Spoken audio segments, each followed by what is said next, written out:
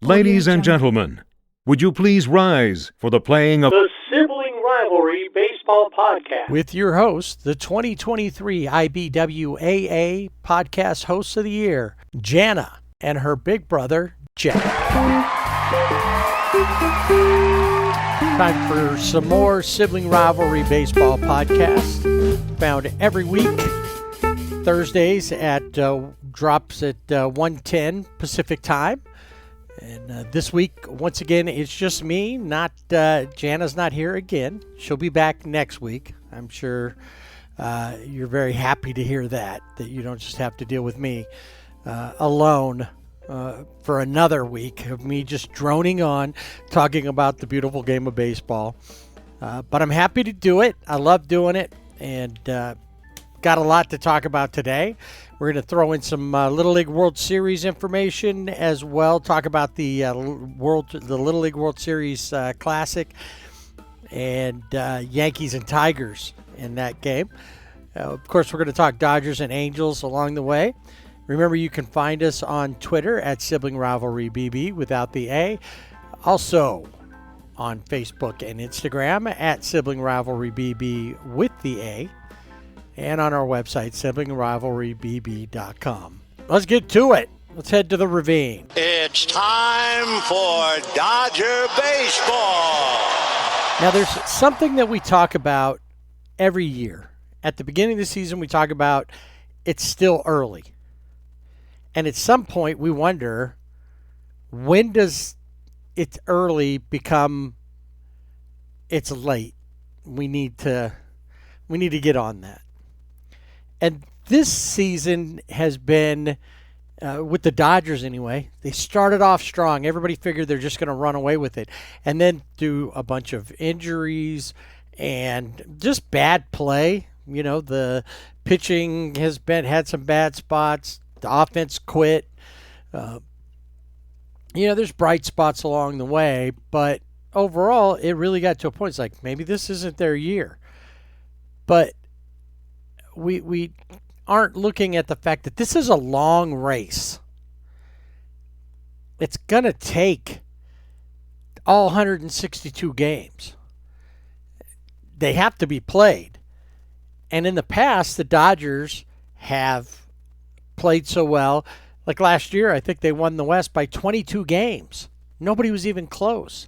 But then as teams get closer, people start freaking out. Well, maybe that's a good thing. Miguel Rojas thinks so.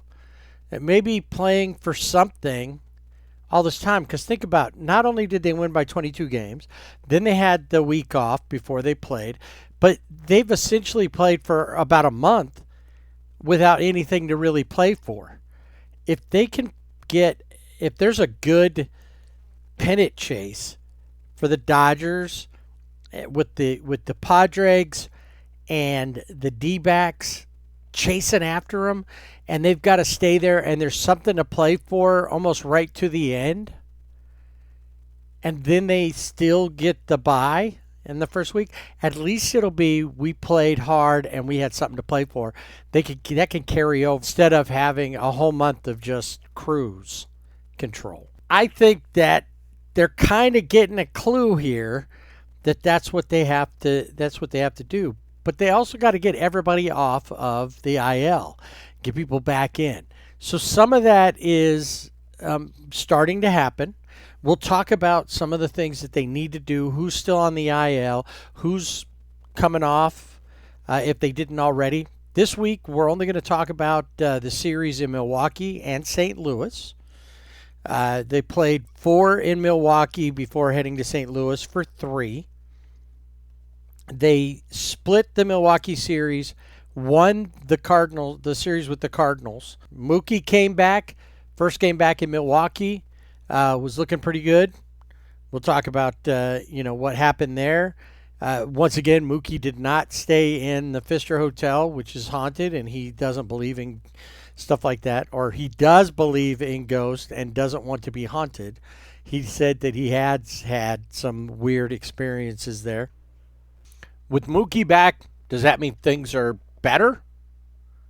Will he help get the team back on track. Of course, we know that a lot of players are scheduled to come off of the IL coming up soon. So how's all this going to play out? Well, in Milwaukee, at least for the first 2 games, it looked like the ship was righted. The sails are up and full wind as the Dodgers take the first 2 games in Milwaukee 5-2 and then 7-2 with Mookie hitting a 2-run home run, 3 RBIs, going 2 for 4 in his return from the IL, and then Shohei also with a 2-run home run. Kersh goes 5 2/3 innings, gives up just 1 run on 3 hits, strikes out 6. Joe Kelly, he gave up the other run in this game over a third of an inning. Freddie Peralta for the Brewers throws 6 and then and gives up 4 runs in that time frame. He can thank Contreras and Adames providing the offense for his effort there. Just not enough. And then Gavin Stone hit the mound for the second game of the set. 1 run over 5 innings, just 3 hits, struck out 6 as well. Landon Knack goes 4 innings, gives up 1 run on 3 hits. And good game for the Dodgers.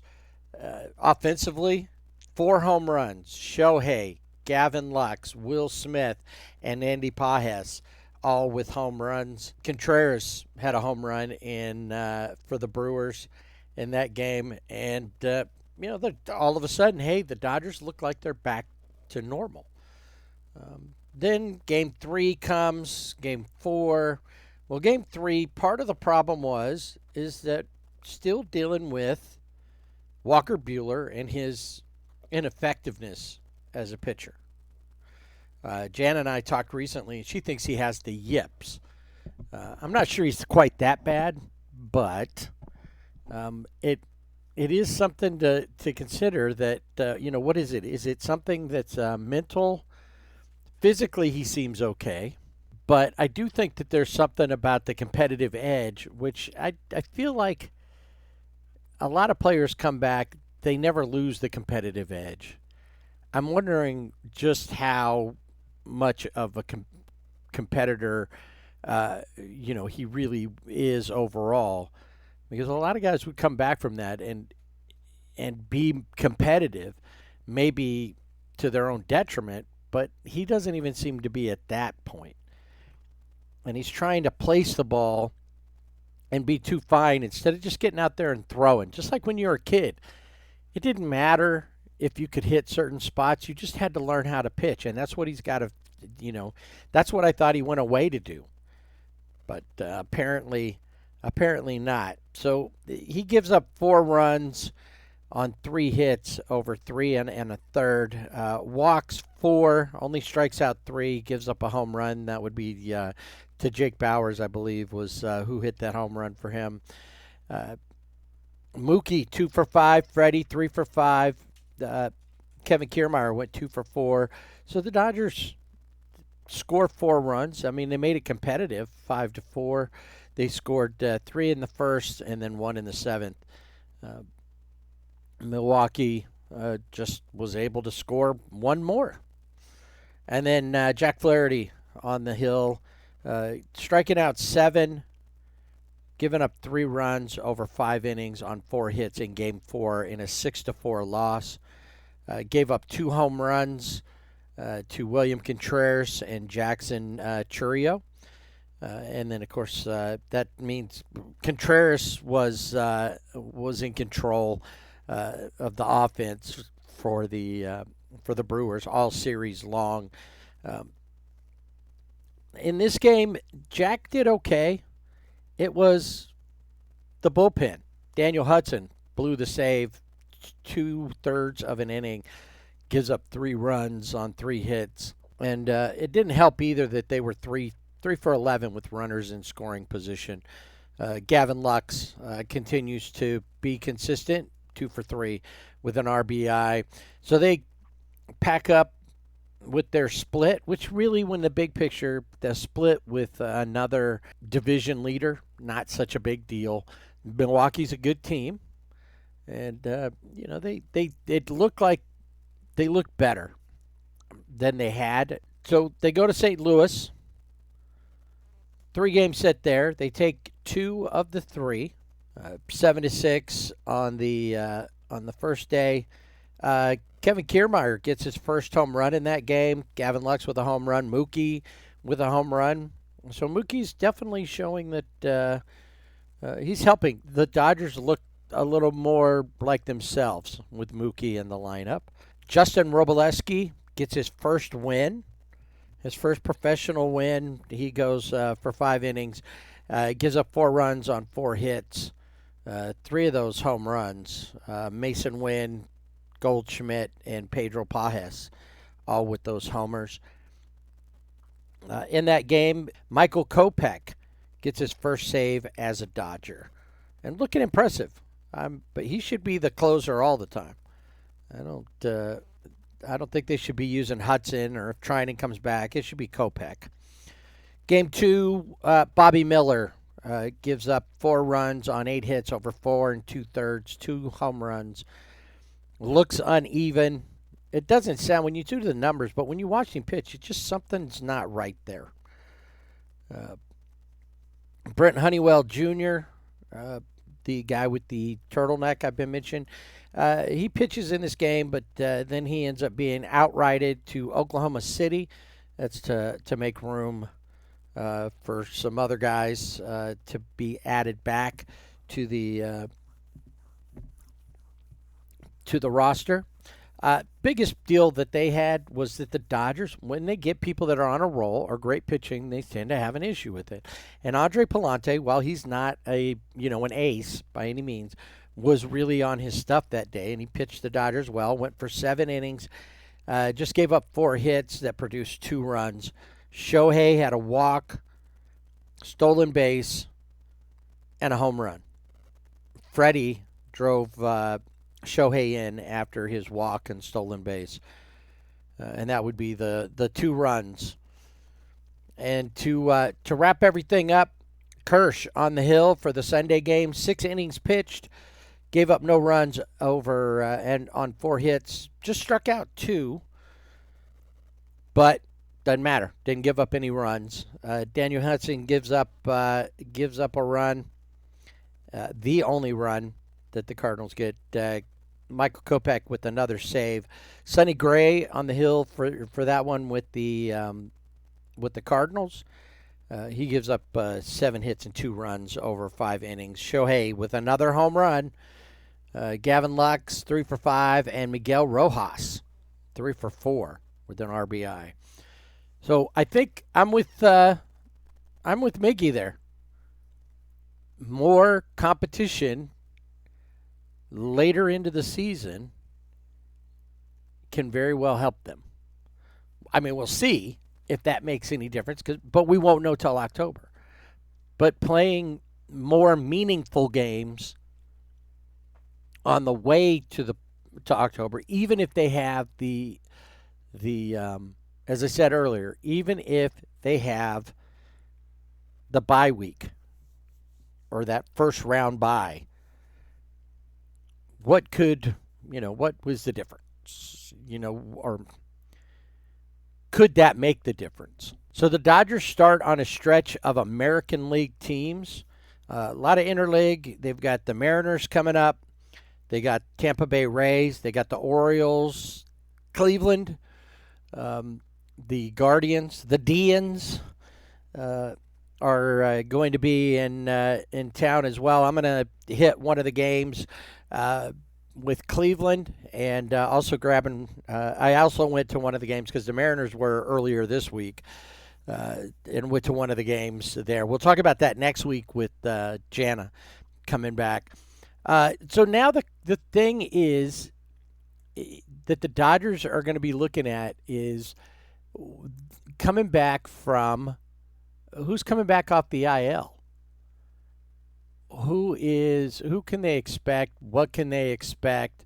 You're going to see Max Muncy, Tommy Edman coming back. Now, originally it was set up that they were going to come back on day to day, one day and then the next. So one's coming Monday, one's coming Tuesday. Well, they both were activated and came in on the same day. So they were both in the first game with the Mariners. And like I said, we'll talk about that next week. Miguel Rojas was scheduled to play and this week, but still having some issues with a hamstring. But he's there. He's rooting on his team. Blake Trinan, activated from the 15-day IL and back with the team. I mentioned Brent Honeywell. He was designated for assignment, cleared waivers, and outrighted to Oklahoma City. Andy Pages was sent back down. He's optioned. He does have more options left, and so he's optioned back to make room for Tommy Edman, Max Muncy. Nick Ahmed also gets DFA'd at this point. We knew that was coming. A lot of those guys that were picked up at the trade deadline were expendable. We knew that was going to happen. They picked up Tommy Edman knowing that he was going to come off of the IL at some point. Max coming off the IL at some point. So, Ahmed Rosario DFA'd. Nick Ahmed now DFA'd. So these are the moves that we knew were coming, and now they've been made. River Ryan was transferred to the 60-day IL, which is not a surprise because we know he's having Tommy John surgery. Couple of stories out there is that River Ryan is blaming or partially blaming the pitch clock, which we can get into deeper next week because Jana's got that same theory about the pitch clock being in. And there is some thought process to that could be part of the case, that when you have just a few seconds to throw a 100-mile-an-hour fastball or a ball of that high, or the constant torque you're putting on pitches and on your elbow to get maximum spin rate, and you're doing it in such a short amount of time, you're not giving your arm time to recover. That's his theory. My question is, and he was in the minors. The minors have had the pitch clock longer than the majors. So shouldn't he have already been used to that? And maybe he's saying, when in the minors I was only pitching a couple of innings. Now they want me to pitch 6 at least. 6 is considered a quality outing. I just learned. So I'm not sure. I'm not sure how much water that holds, but maybe. I'm not saying it's wrong. I just wonder if that's it just. He should already be acclimated to that, is what I'm thinking. But it's a sad thing to see because, the Dodgers needed the pitching. But if they can continue to keep getting decent outings out of Kirsch, if Jack Flaherty can continue to be sharp, he's had an outing or two that made me think, how's he much different than James Paxton? And then he is, and I'll get to that in a second.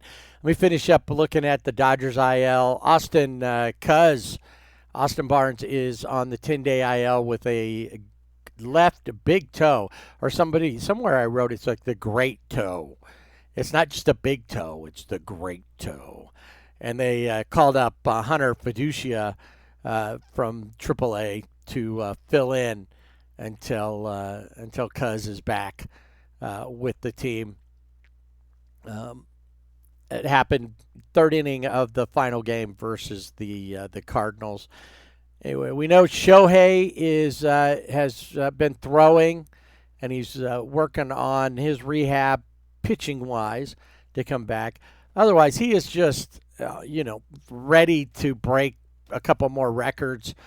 And it seems like, just like we used to talk about when he was on the Angels, so many of the things he's doing, it just becomes old hat. You expect it, and when he doesn't do it, you're disappointed. Just like the Dodgers, when they don't win and blow people out, it's kind of you're like, how come? And it makes us think they're not that great of a team, because they lose a couple here or there. Well, everybody does. I mean, the Yankees lost to the White Sox recently. The White Sox are going to win games sometimes. It's just going to happen. Somebody's going to have a good day, even though the White Sox have just been so, terrible this year. Tyler Glass now, who says he's okay, but was sat down, missed his start versus the Cardinals, and he's on the 15-day IL. He's got some tendonitis in his right elbow. They did MRI it. Looks like he's okay. No issues with that. Nothing that's gonna, in the year for him cause a second Tommy John surgery because they've already had one, and he doesn't think that he's going to miss more than 15 days. But it could be. It's a little bit more than what he wants to let on. And remember, Kershaw said, well, they want to give me a break. They can give me a break. I'm feeling good. Well, that's what we heard, last year. And then Kirsch had bigger problems. And it looks like that Tyler's not even throwing yet. So he's probably he may be longer than the 15 days. But if he can get some rest here and put himself in a position to come back and be ready for the playoffs, that's all we need from him. That's it.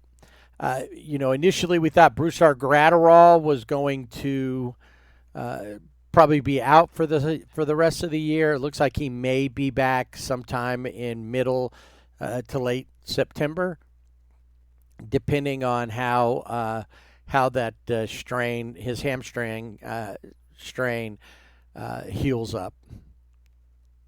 So hopefully he'll be in place and ready to go once the playoffs come along. Same thing with Yoshinobu Yamamoto. Mid-September, he has started throwing.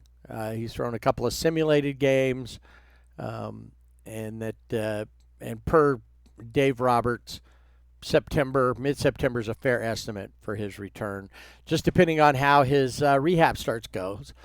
And we've seen how rehab starts have gone lately with Walker Buehler and Bobby Miller. So who knows? Looking for Chris Taylor to be back here pretty soon as well. Everybody else, especially with the pitchers, a lot of them are not coming back until next year. I don't feel like Dustin May is going to come back, at least not with the Dodgers, because he's just injury prone. And I'm not sure that he's ever going to really find it fully. There's always going to be something that's going to eat up. And Gonsolin needs to just open a shelter so he can spend his day with his cats, and because I think he's done. I think most Dodger fans have kind of even forgotten about him. All right, Player of the Week this week. Mookie, he came back. He looked good. Had contributed and helped make the Dodgers start looking more normal again. Just coming back off the IL, that was good enough to get him the Player of the Week honors. I was looking at Flaherty versus Paxton over the season, and Paxton is with Boston now, but Flaherty's thrown about. At the time that I took this, which is after the last outing, Flaherty's thrown 23 more innings. They've both started 21 games. Paxton's given up a fewer hits, but Flaherty has struck out almost double what, in fact, more. See, 73s, 146, and Flaherty's struck out 157 on the season. .306 ERA versus a 4.40 ERA for Paxton. A 139 ERA plus, so he's 39% better, Jack Flaherty is, than other pitchers. Yet Paxton has a 92, so that means he's below average, just slightly.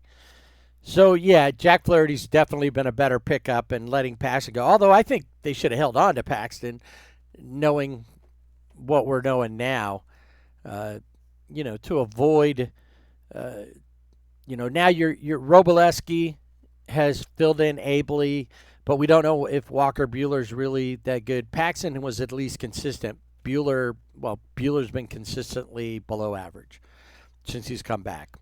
Bottom line with the Dodgers is that all this time that everybody thought, oh, they're just a bad team and they're going to fall. No, they're not. They're actually a really good team who's had one of the best records or close to one of the best records throughout the season. And it should only get better from here as everybody starts coming back, and everybody's coming back at the right time. In fact, the problem the Dodgers are going to have is who do they keep and how do they manage all these people coming back?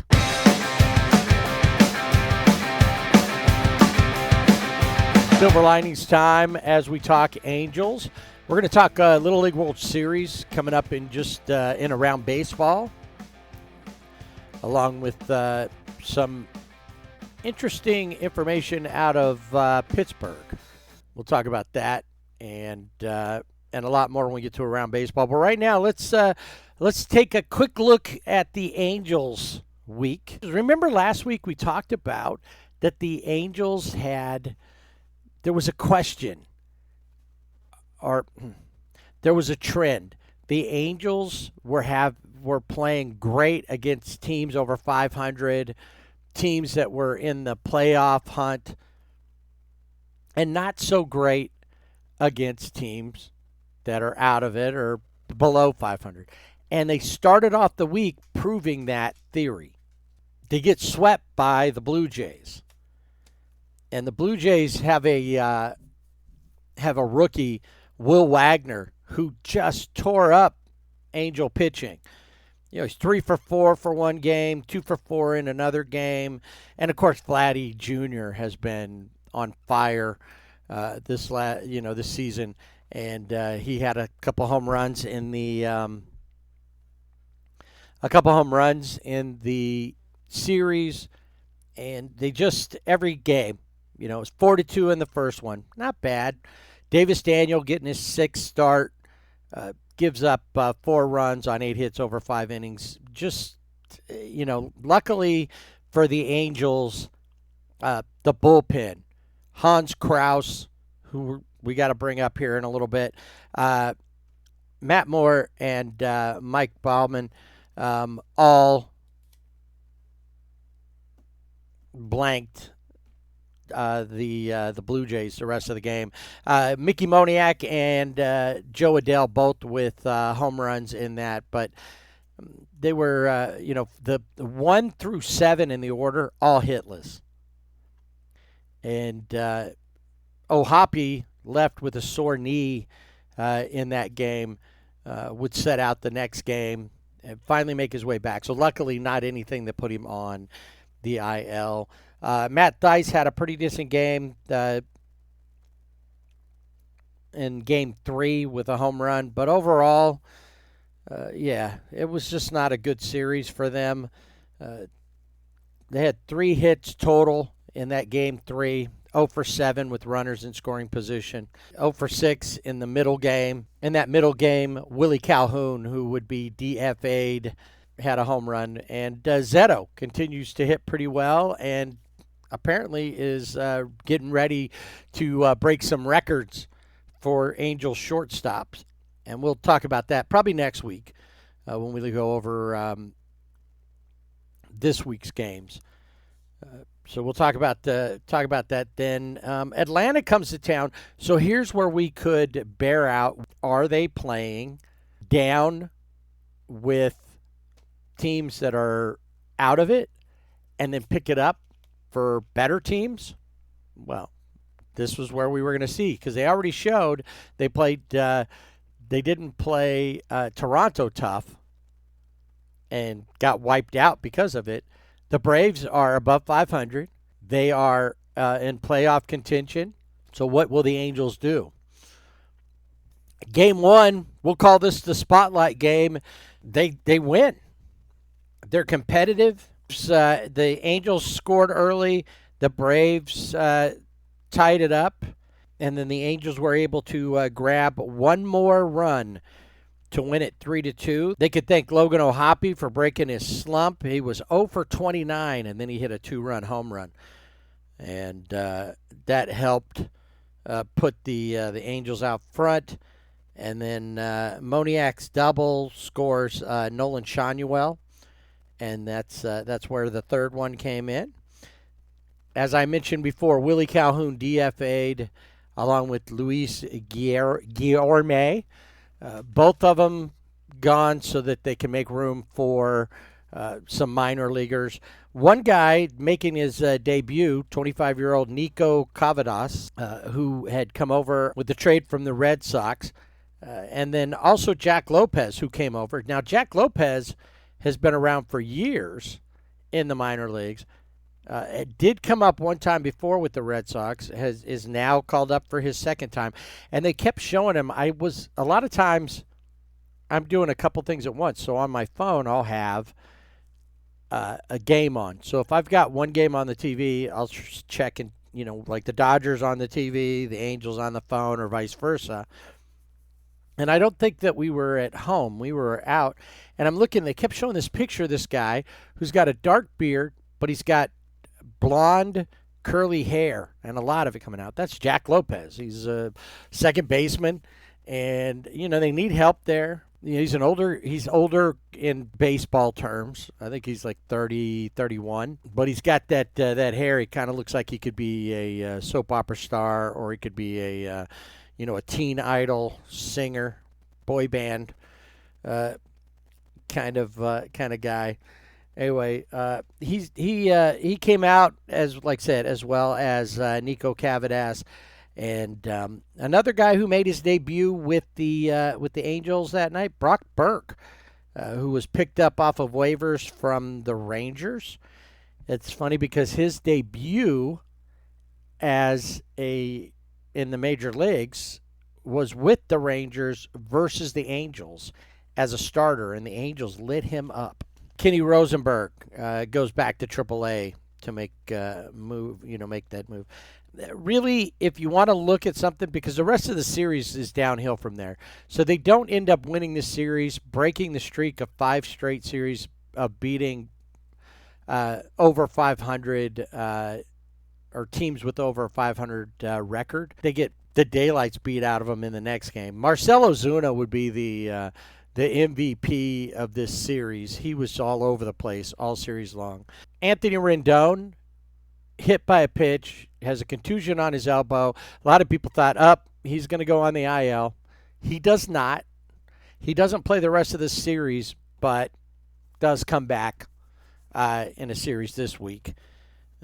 Something that happened that just tells me how young this team is. In the first game, Mickey Moniak's playing right field. Michael Stefanik, who's been getting a lot of time now that Rengifo's out, and he's been playing second base quite a bit. They're both going out for a fly ball that's kind of shallow right field, and so Mickey's coming in, Stefanik's going out, and you can watch. And I've watched this replay 3 or 4 times. I kept rewinding it because I wanted to catch and make sure that what I thought I saw, I did see. And that was nobody called for the ball. And they could have potentially collided, but one of them looked, I think Mickey Moniak saw where Stefanik was, and he backed off. But it was Mickey's ball. But Mickey didn't take control and say, I have it. Stefanik keeps going, and they end up missing the play altogether. And it's a rookie thing. That's a little league mistake. These guys should be talking to one another, and it should have been, if Stefanik thought he had it, And he was in a spot where he could have probably had it, but because then he doesn't know where Mickey is, they should have been communicating. Mickey should have let him know, I'm right here, I got it, or let him know, you take it, something. Somebody should have been on that, and neither one of them did. And these guys have to learn those things.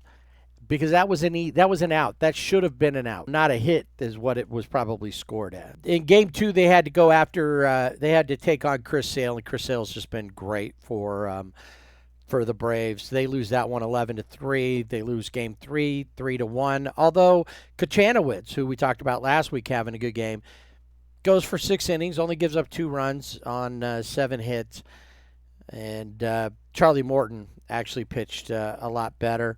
Moniak had an RBI on a bases-loaded hit by pitch, which brought home Brandon Drury, who had led off the inning with a single. The thing with the Braves is lots of injury issues. We knew Ronald Acuna Jr. out for the season. Ozzie Albies has been out, comes back, he's out again.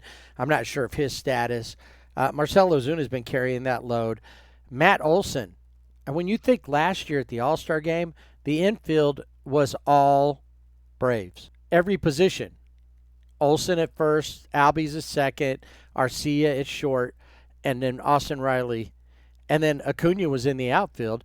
They had, 7 or 8 starters. So almost all but 1 or 2 positions were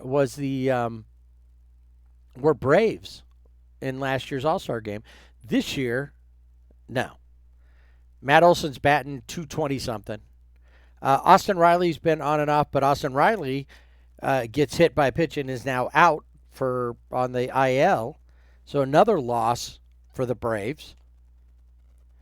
They've got guys like Ramon Laureano, who he was with the A's, but I think he even got DFA'd from somebody. But he's part of their starters. Jared Kelenic, who was supposed to be great in Seattle, got traded to the Braves, but he's not doing well either. He didn't become the player the superstar that everybody thought he might become. So when you look at the Braves and their lineup, Ozuna's the only one that's batting over 300. Everybody else is in the mid to low 200s. Their pitching has carried them over. Charlie Morton, like I said, pitching well. Chris Sale, Max Fried have all been pretty decent. Imagine where they'd be with Spencer Strider, who was also an all-star. They're a team that, and we'll talk about the where the wild card sits in around baseball. They're a team that could very well be fading down the stretch because of injuries, because of substandard years.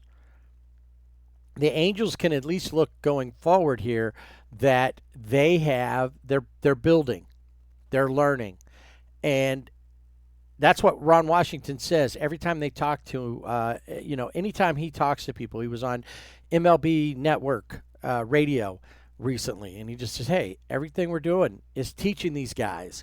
They need to learn. That's what we're doing. So it's maybe not a rebuild, but it's still like being in the minors. They're a minor league team for the most part, because a lot of these guys, even though they came up early and even though they're performing, are still learning the major league game. How to take those fundamentals that they learned, how to go back to some of those fundamentals, and teach themselves how to win. And that's what Ron Washington's doing. Interestingly enough, one of the stats that they showed was that last year, defensive runs saved, the Braves were plus 42. So they were, high, towards the top of MLB in defensive runs saved. This year they're minus 12. What's the big difference with their infield? No Ron Washington. He was the infield coach last year. And Ron's like even telling them, hey, these guys are complaining about the umps because they're not swinging it, they're striking out, or they're not getting the calls that they think they should get. And he told them, he said, hey, that's one missed ball What happened to the other 2 or 3 pitches that you got? How is it? Stop complaining about the umps. We got to go out and beat the other team.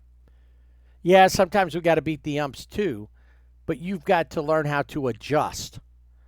And that's the one thing that, a lot of these teams, we see even the good teams don't adjust. When we watch some of the best hitters in the game, they come up, they adjust what they see, not only to what the pitcher's throwing them, who the pitcher is, but they've also figured out what the strike zone is and where they need to be swinging and where they can lay off, because the umpires have their own strike zone. So sometimes when they're looking at those videos, maybe they should be looking too at, what's this guy call?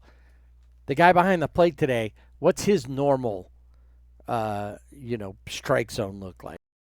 Next week we'll talk about the Angels going up against Bobby Witt Jr. and the surging Kansas City Royals, who are working to get into the playoffs as well, holding on to a wild card spot last time I checked. Then they're heading to Toronto to see if they can pay it back. They got a 4-game set there, and then finally 3 in Detroit as they. That's a long road trip, 10 games road trip. A lot of times you're just out for 2 series and then back in after that.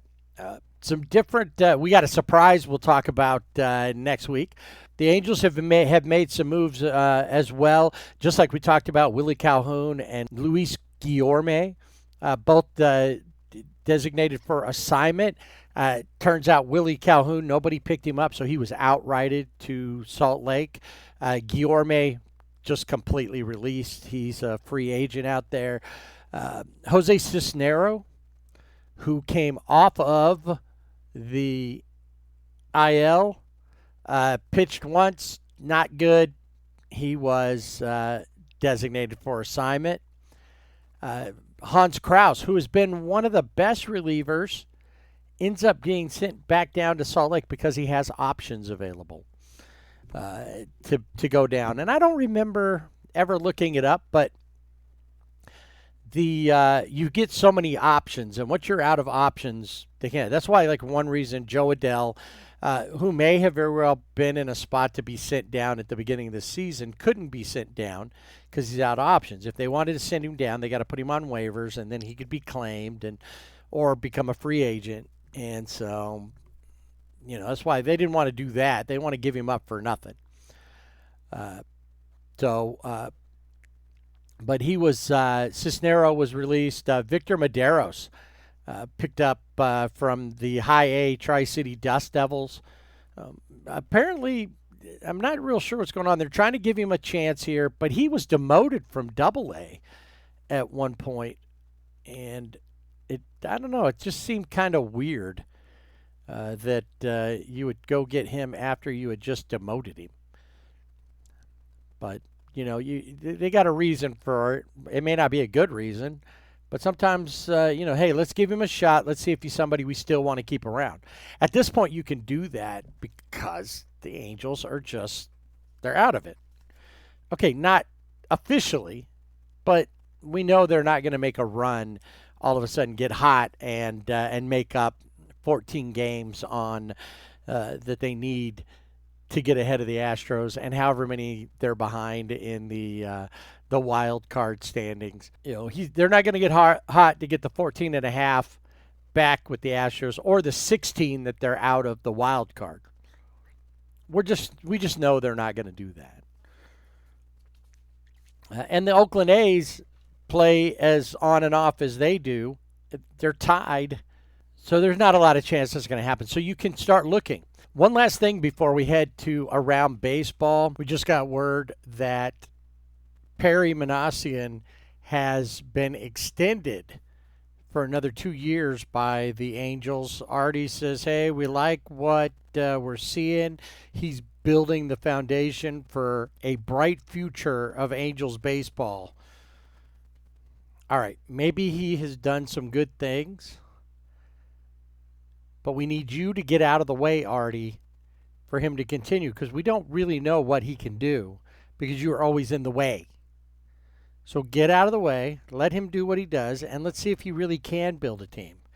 I don't have confidence in him, but at least we have 2 more years of him seeing through. He's made some good draft choices. Shanuel, Neto, Ben Joyce. So far, Christian Moore looks like a good choice, and a few other players that he's picked up. We'll see how that goes, but at least that's one thing we don't have to worry about is, will there be a big shakeup? Will a new GM come in? Will they want a new coach? Or is Washington safe? He's still safe. Unlike Joe Madden, who was not Perry's guy, he was hired by Billy Epler. Washington is his guy. So he's going to ride through with this. We know that Perry's job is made harder because of Artie. Is he just getting lucky, or is he actually decent and without the meddling owner would build a much better team than they have?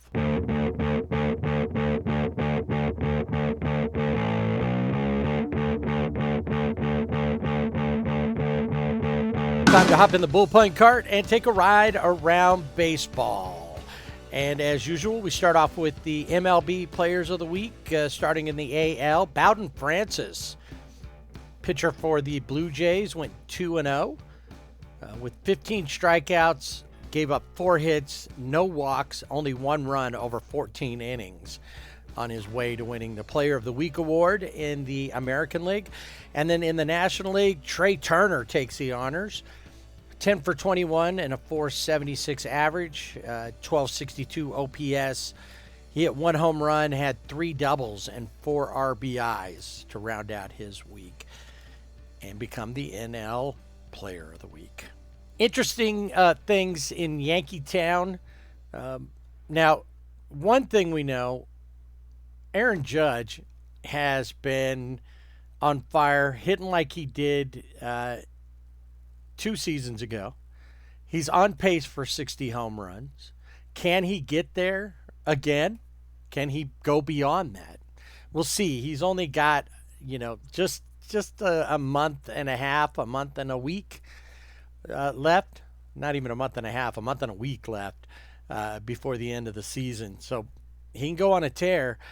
And the funny part is that while that's going on, Juan Soto's having the year of his life on his way to being a free agent. Will the Yankees pay him the big money? We talked about that last week. What kind of money are we talking about for Juan Soto? And he's, breaking personal records as well. But the funny story to come out of New York is Alex Verdugo. Apparently, he's allergic to materials in his batting gloves. And it's caused his hands for him to have issues with his hands because of that allergy. And so is that why he's had problems? Because of his batting gloves all this time? Nobody could figure out what was wrong with his hands till then.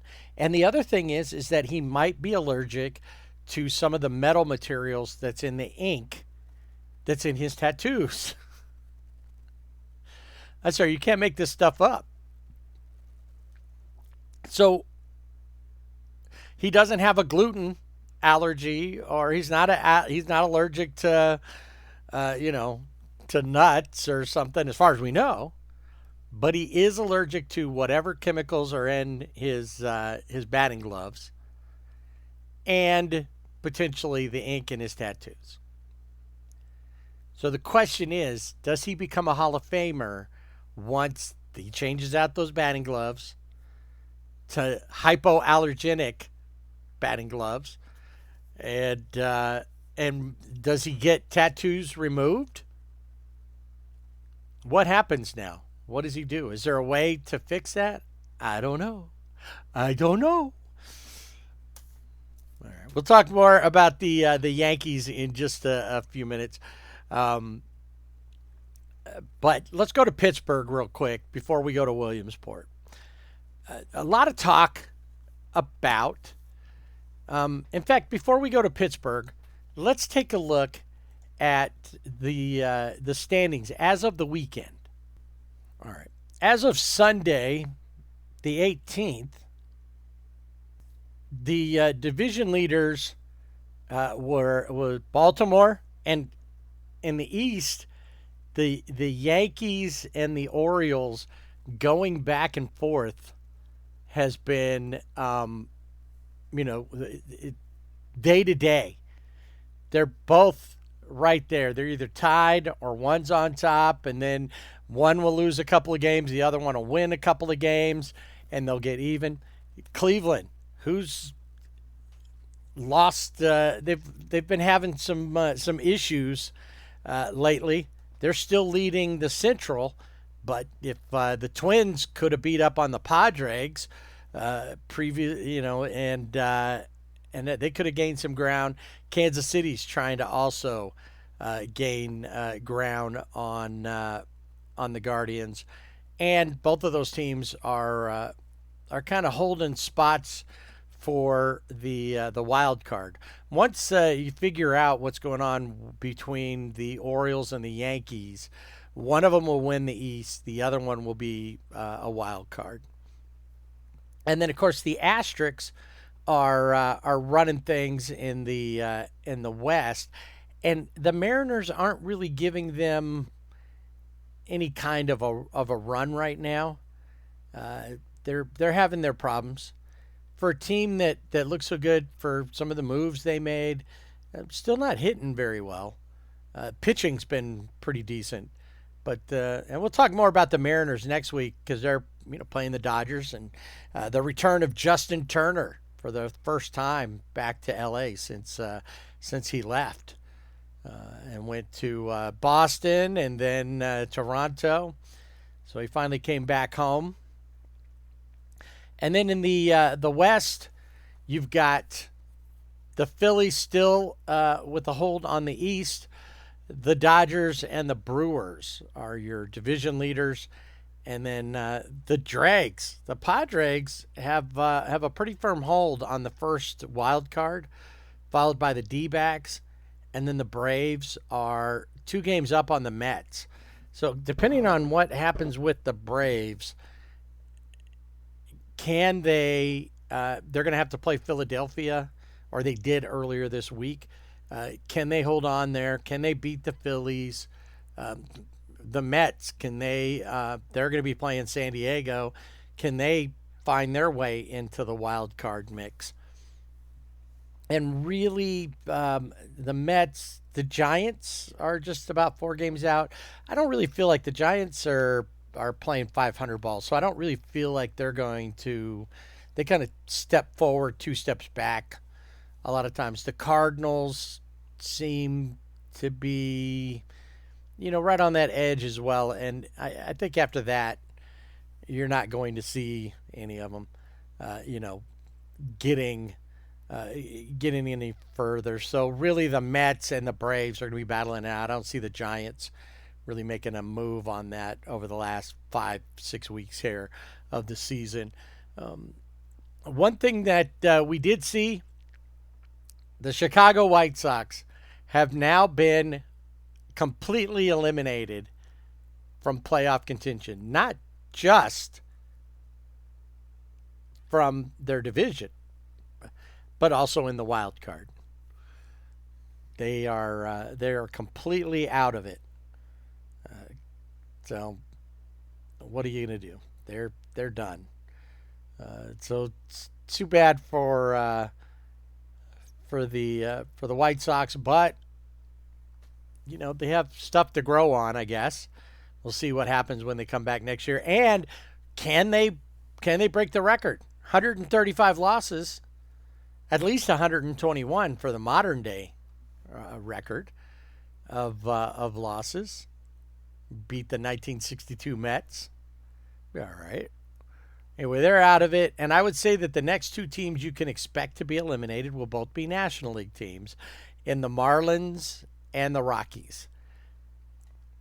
Because they're both, over, as far as like in the East, The Marlins are like 28, 29 games back, and the Rockies are exactly the same. 28 and a half as of last Sunday. So they're rapidly approaching. Figure we're under 40 games left, so it's going to be happening soon that they're both going to be eliminated. Depending on, maybe they'll go on a win streak, either one of those teams, and win it. And like I said, when we look at it, I think the Brewers are going to run away with the Central. Nobody's going to, make a run at it. The Cardinals are in second place, but they're 11 games back. Technically, even the Pirates, who are in last place, 14 games out, could really put something together and overtake the Brewers, but they got to win almost everything going forward to overcome those 14 games. Plus, you got to figure that the Brewers are going to win, quite a few games along the way as well. So, anyway, so with the White Sox completely out of it,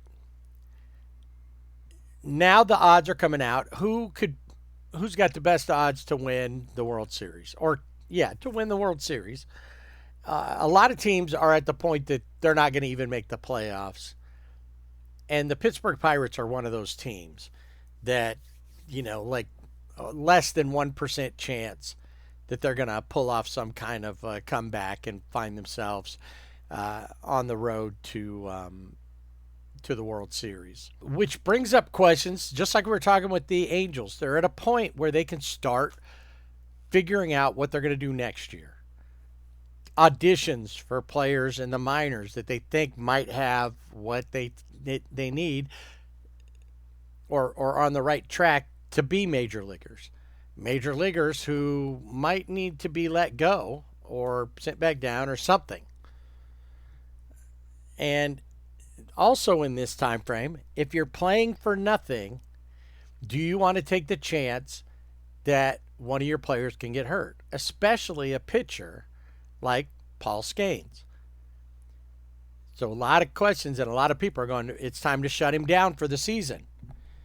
There's no reason for him to continue to pitch when you have no chance at the postseason, which isn't entirely true. They're only 8 games out of the wild card. They go on a streak. It's real easy that if they could go on a streak and make up 8 games in the wild card, and beat everybody in front of them. Okay, so it's harder than I'm making it sound. But even then, it's not impossible. It's improbable, but not impossible. And a lot of people, the experts, a lot of other people and fans are all saying, it's time to shut him down. We don't want him to get hurt. I want to bring up one name, Steven Strasburg, who just retired, age 35. The biggest thing that he did was he was the MVP of the 2019 World Series. But in between, injuries after injury after injury, and they were always so worried about what was going to happen with him, they would shut him down. And I don't think he'd heal, but I don't think he ever got a chance to ever get into a real stretch of things and learn how to pitch after recovering from an injury, because they babied him so much from the beginning that he had no durability. And the last thing that I want to see happen to Paul Skenes is that he comes out so strong this year and that they shut him down too early, and then it becomes a habit because they're worried about their only true asset, being hurt, that they forget to let him do what he's good at, or they prevent him from doing what he's good at, and he ends up getting hurt, or he ends up losing his edge. And then, even though I would love to see him as an Angel, and the Angels were his favorite team growing up from what I understand, and he's from the area, I don't want him to come to Anaheim because he's broken down and they're finally going to give him a chance. I want to see him come to Anaheim because he chose to come to Anaheim after having a great start of his career in Pittsburgh. So don't shut him down, Pirates. Let him pitch out the rest of his year. No reason for you to baby him. The guy's tough. He was at the Air Force Academy. He was going to be out as an airman, as an Air Force officer, had he not come to. And he actually wanted to go have a short Air Force career and then come back and pitch. He wanted to do it all. Give him that chance and let him finish up the season. Let him know what it's like to pitch so that next season it's not, well, he's never thrown. That's what's happened with like Tyler Glass now. We're seeing now what happens, or we're going to see what happens when he pitches more than 120 innings because he had never done that before this year. Same thing. Don't let Paul Scanes become one of those guys that he only pitched X amount of innings. He's never gone beyond that because we're too afraid that we're going to break him. Well, everybody's broken at some point. He'll figure it out. And unless his arm completely falls off, chances are he's going to come back from it. The guy's a competitor. So let him do that. Please let him do that. All right. Before we wrap everything up today, we're going to go to Williamsport. Now, the first thing I want to talk about is, before we get to the Little League World Series, let's talk about the game between the Yankees and the Tigers. The Tigers end up winning this one 4-1. It was a close game. Tarek Skubal pitching well. Jazz Chisholm making friends. One kid said that he was his favorite player. He ends up meeting him, tells the ESPN crew that he's like his big brother now, making sure he gets all the equipment that he needs and all that. And then after that, they show him in the stands because he's on the injured list, sitting with the team, talking to that kid and just hanging out. And he's loving being a Yankee. But it was pretty cool because you see all of all this. The kids were loving obviously Aaron Judge, Juan Soto, and being around all the major league players. So that's a cool thing. And then the thing with Jazz Chisholm, that was pretty cool as well. Funny meme that I saw was there's a picture of Giancarlo Stanton and Aaron Judge on a bus with some of the little leaguers, and it was posted by an Astros fan, and it said, Aaron Judge, Giancarlo Stanton asked little leaguers what it's like to play in the World Series. I was like, oh, that's rough right there. But if they keep playing the way they are, the Yankees may very well be in the World Series this year, so they might find out for themselves. But anyway, it was a pretty decent game. Pitcher's duel for a lot of it, and then but just watching the kids around there, just how excited they were when Juan Soto did his little Soto shuffle and things like that. And everybody, those were the two most popular, Judge and Soto. Were the most popular players out there. And like I said, one kid loved Jazz Chisholm, and because of that, he said, Jazz even said that a friend of that kid's ran up to tell Jazz, my friend is back there, and he is your biggest fan. And Jazz made it a point to meet him, and it's pretty cool. Even said he gave out his phone number, which Eduardo Perez said, you never answer your phone. What good is it going to do him? And Jazz had to say, yeah, I don't usually answer my phone. So you're right.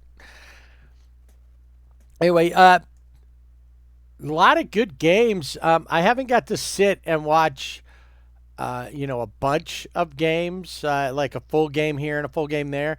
But a lot of good games in the Little League World Series. The team that I feel sorry for is the team out of Czechoslovakia, which is the winner of the that was the Africa-Europe bracket.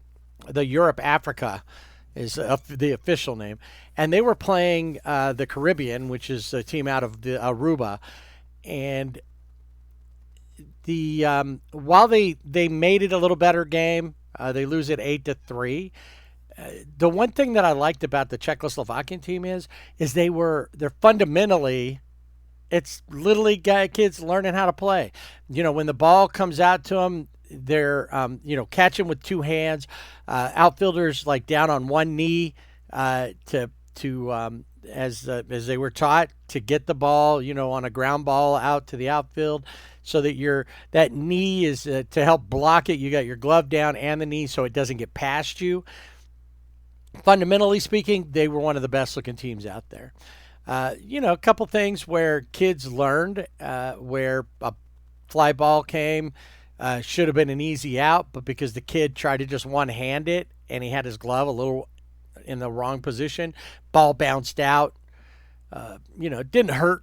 Some of those teams didn't get hurt with that, but it's still, you've got, it's fun to watch them because they are more fundamentally sound than watching, a lot of other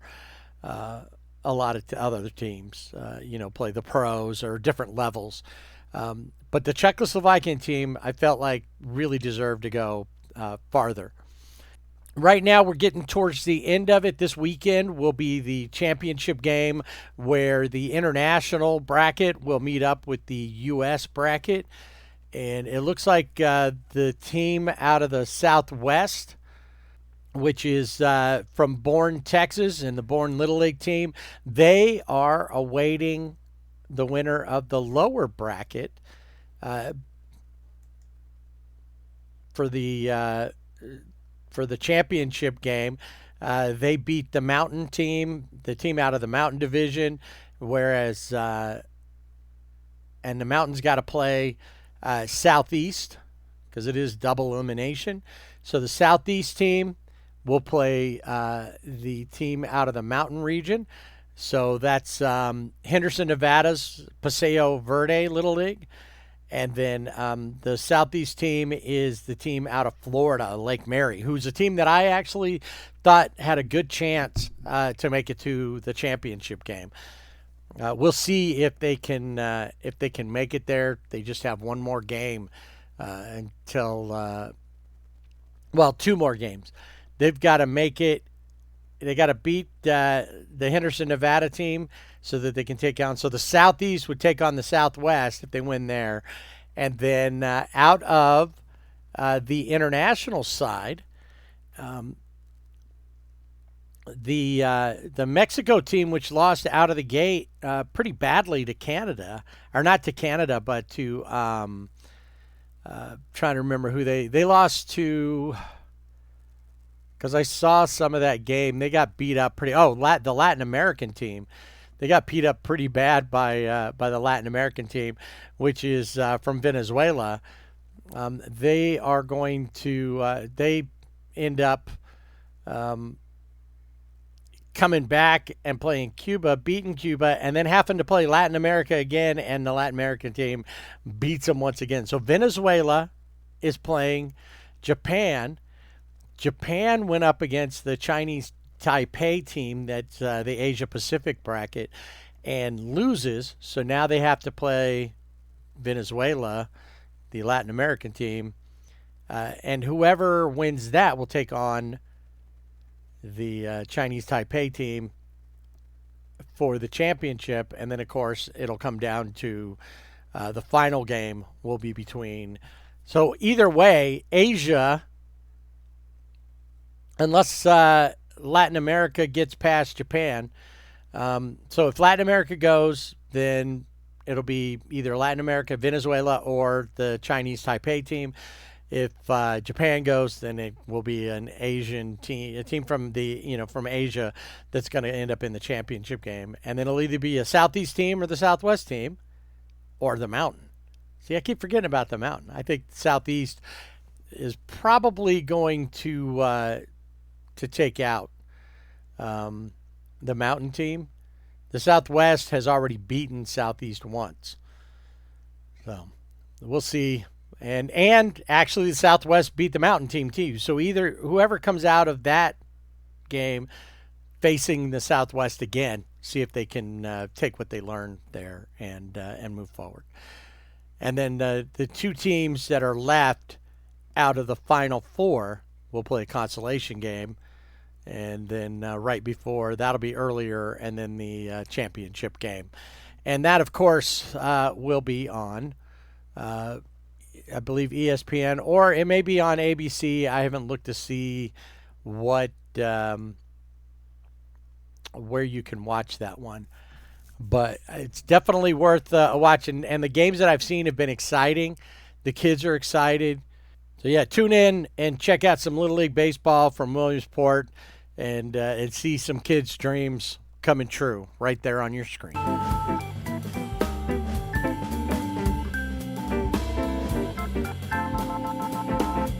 And that'll put a wrap on things for this edition of the Sibling Rivalry Baseball Podcast. Next week, Jana is back. I'm sure you're relieved to hear that you don't just have to listen to me. You'll be able to get her perspective on things, and I know she's the most popular part of this show.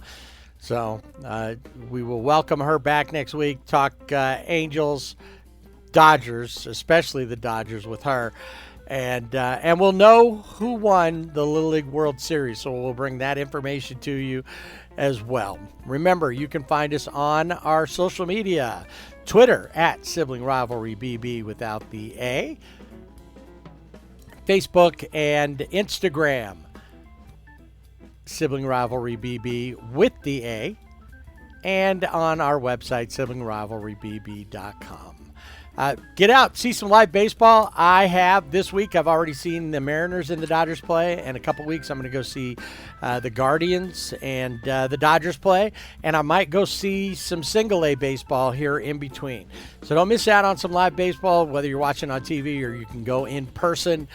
It's always a good time, and you can fall more in love with the sport when you see it live, even if it's just Little League, which obviously you can fall in love with Little League by watching the Little League World Series, ESPN, ABC, and enjoy and see the joy, the true joys of baseball at any level.